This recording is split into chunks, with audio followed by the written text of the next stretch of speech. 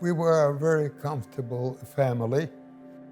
There was a closeness in the family, a good feeling of love and understanding. I remember even what our house looked like. The pharmacy was in the front, and I can even picture it in my head now.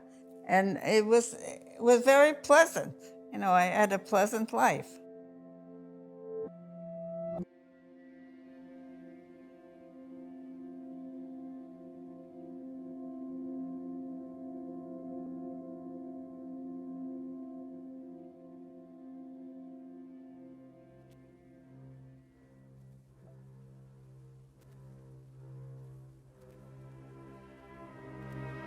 And I hear the shouting, all rouse, rouse, Gouda, which means get out, everybody to the marketplace. Since I was the oldest, I said, I'm going to close the cave. As soon as I finished the cave, a Nazi spotted me. In the marketplace, there were thousands and thousands of the Jews.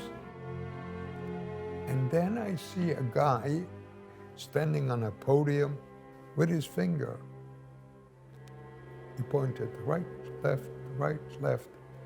And the finger that he pointed was when he saw elderly and young children, he sent them right away to the left, which means death.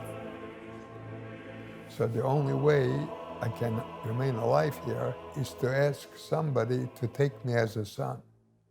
I went over to a few people and they said, no, we have our own children. Then I saw a woman standing there with a certificate with 2 children.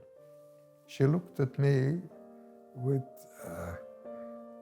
kind of such a delicate outlook.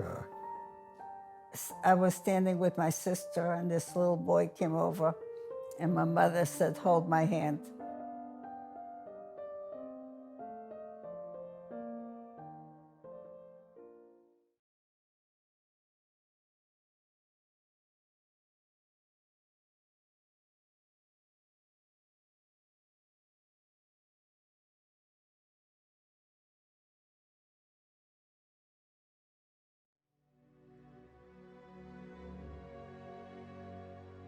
About 2 months later, the final massacre took place. No more Jews. They found us on the 6th day. Mother took a chair and broke the window, and she said, I want you to jump and leave and tell the world what's going on. She pushed me out, and I fell on the floor from the 2nd floor.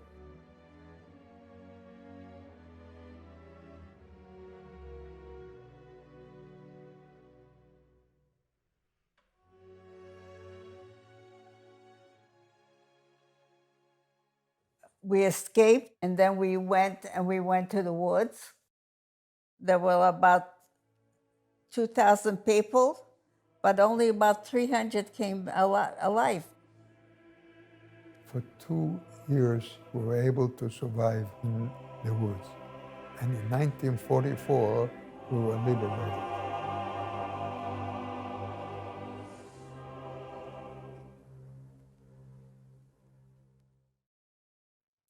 How did we reconnect? Let me just tell you. I had a very good friend that lived in Brooklyn. She came over to visit me in Hartford. I said, Gloria, why don't you stay for the weekend? She says, I can't because I have a wedding from people that came from the town of Belitza. Okay? They put my husband and my friend Gloria at the same table. He said, you wouldn't know I come from a little town called Belitza.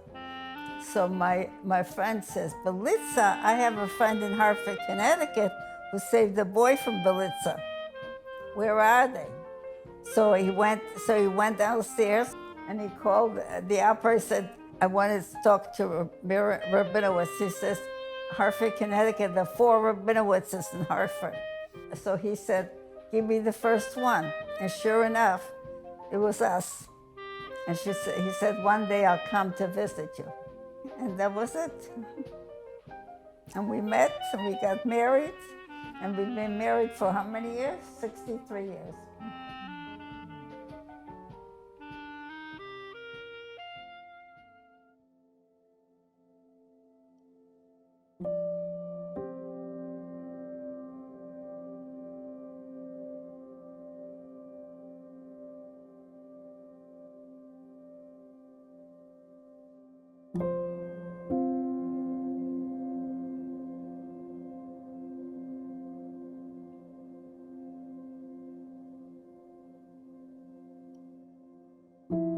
Well, my mission in life was to educate and to what evil brings.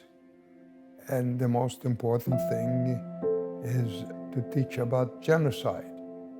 For 4 years, as a chaplain from the Senate, I was able to pass through the law that we shall teach about genocide, not only about the Holocaust, but Rwanda and other nations that suffer. Starting next year, all Connecticut schools will be required to teach students about the Holocaust and other genocides in history.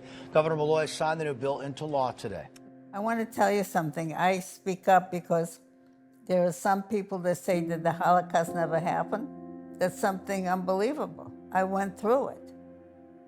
My husband went through it, and there are less and less of us left. We have a gathering, for survivors. Not too long ago, there was hardly anyone there.